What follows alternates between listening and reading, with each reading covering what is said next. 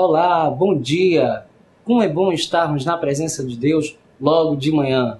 Hoje, quarta-feira, decorrer da semana, meados da semana, nós estamos aqui, guardando 10 minutinhos para estarmos refletindo na palavra de Deus. Hoje, quarta-feira, nós temos programação em nossa igreja. Às 15 horas, as mulheres estão se reunindo no Mulheres Cristãs em Ação, MCA. Logo mais, às 18 horas, nossa cantina estará aberta para lhes receber, se assim for possível. Para as 19 horas, dar início ao curso de oração, onde temos a oportunidade de orarmos em conjunto, além de recebermos a meditação do nosso pastor. Nossa igreja está situada à Rua Fernandes Vieira, 769, Parque Amorim, ao lado do Colégio Americano Batista. Você também pode acessar o nosso site, é o capunga.org.br. Lá você terá acesso a notícias e a nossa agenda, além de programas anteriores do logo de manhã. Se você faz aniversário hoje, parabéns! Sinta-se abraçado por nossa igreja. Um abraço fraternal.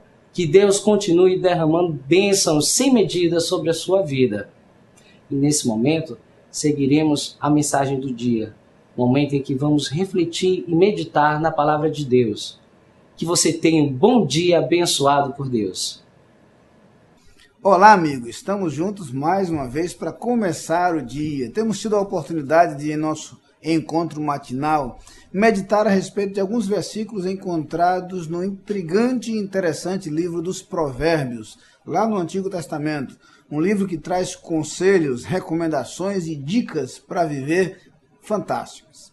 E agora eu gostaria de convidar você a ler comigo o versículo 28 do capítulo 11 dos Provérbios. Provérbios 11, 28 diz o seguinte: quem confia em suas riquezas certamente cairá, mas os justos florescerão como a folhagem verdejante. Algumas verdades muito interessantes lembradas neste texto aqui. Uma delas é que as riquezas não são a solução efetiva para todos os problemas. E aqui é preciso dar atenção para isso. As riquezas nunca foram na Bíblia prioridade, nunca foram um grande apelo das Escrituras. É bem verdade que em algumas circunstâncias a Bíblia faz referência a pessoas que possuíram grandes riquezas, pessoas que viveram experiências de muito poder. Um exemplo disso é o próprio escritor dos Provérbios, da maior parte dos Provérbios, o Salomão, que viveu um período de glória, teve uma vida gloriosa em termos de riqueza, assim como seu pai, Davi, ambos reis de Israel. Mas de regra, você vai encontrar muito mais gente que viveu na limitação, na restrição e na pobreza do que pessoas que viveram na fartura e na abundância. Se você tomar como referência a vida de Jesus, você vai encontrar no tempo de Jesus e seus discípulos vivendo uma vida extremamente simples e não uma vida próspera ou de muitas riquezas. Se você considera a vida da igreja primitiva, os primeiros apóstolos e os primeiros cristãos, aqueles que deram início à história da igreja, você também não vai encontrar a riqueza, a prosperidade, a fartura financeira como característica daquelas pessoas. O foco nas Escrituras definitivamente não é este. Não é a prosperidade material. O foco nas Escrituras é sim o relacionamento com Deus, com sua projeção espiritual e eterna. Vale observar o seguinte: se você ler o Evangelho de João, por exemplo, vai perceber que há sempre uma dificuldade muito grande por parte de Jesus Cristo para mostrar que o seu foco é espiritual e não material. Que a sua mensagem aponta para o interior do homem, não para seu exterior. Que as suas promessas se dirigem especialmente para a vida eterna e não necessariamente para a vida terrena. É preciso entender esse contraste. E lá no Antigo Testamento já há esta ideia. As riquezas não são o foco, não são a prioridade. O que não significa dizer que o possuir riquezas seja algo pecaminoso ou que o dinheiro seja algo nocivo. Não. Há o seu papel, a sua importância nos recursos financeiros, eles são necessários, mas não podem passar do patamar de algo necessário para algo exclusivo ou prioritário. É preciso entender que nós temos que usar os recursos e não permitir que as riquezas nos usem de tal forma que a busca pelas riquezas se torne nossa prioridade, nosso foco ou nossa religião. Entenda, portanto, que não há esta visão prioritária das riquezas. Mas o texto também traz uma outra ideia. A ideia de que as riquezas não são a solução de todos os problemas.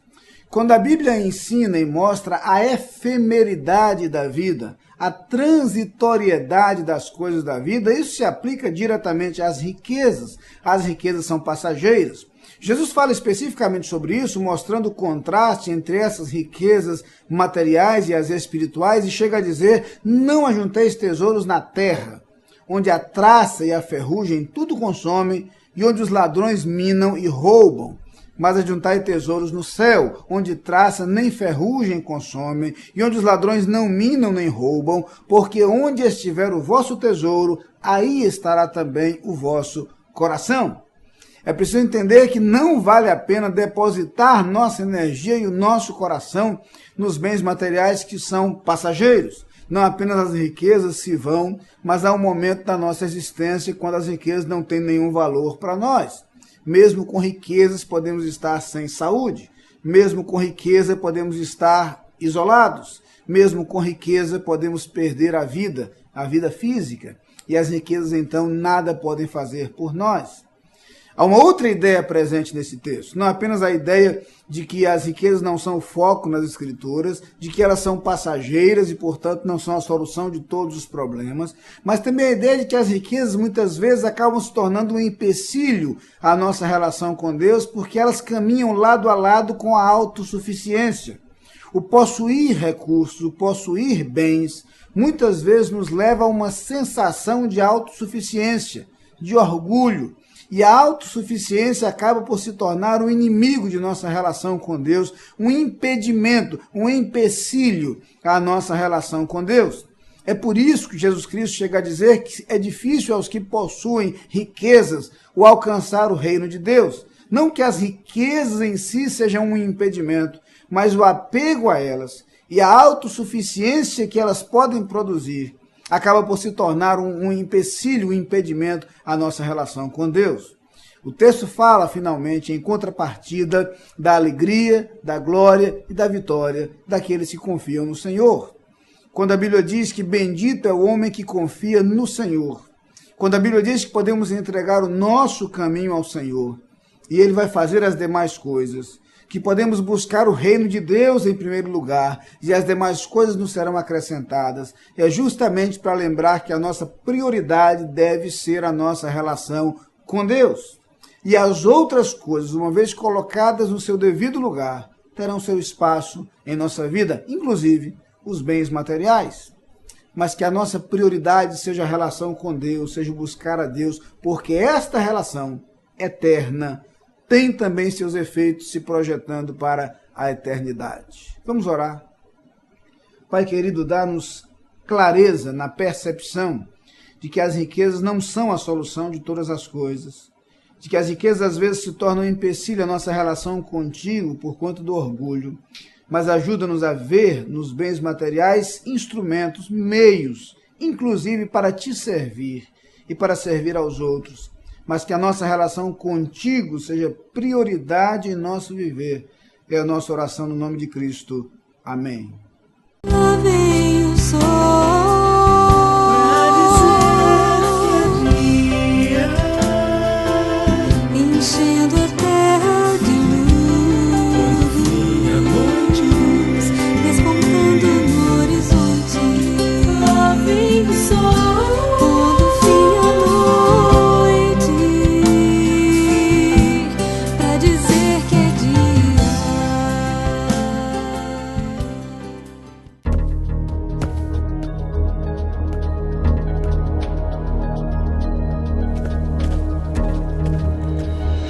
A Adlim cuida da sua empresa para você cuidar mais de você.